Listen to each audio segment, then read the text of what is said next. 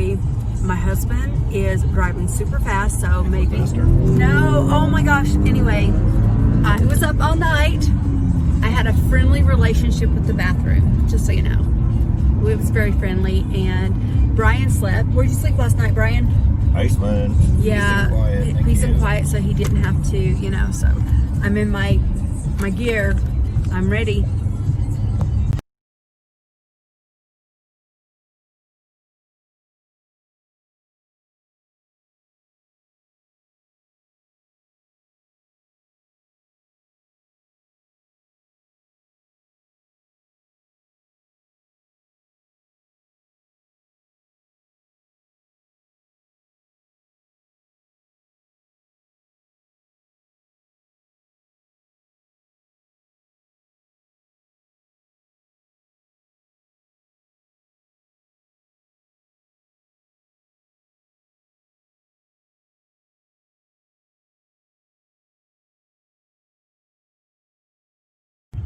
Okay, you guys, propofol.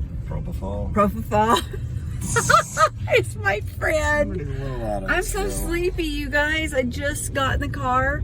They were awesome. I love them. Yeah, I love you. I love you. Preventative care. I had a polyp, but no big deal.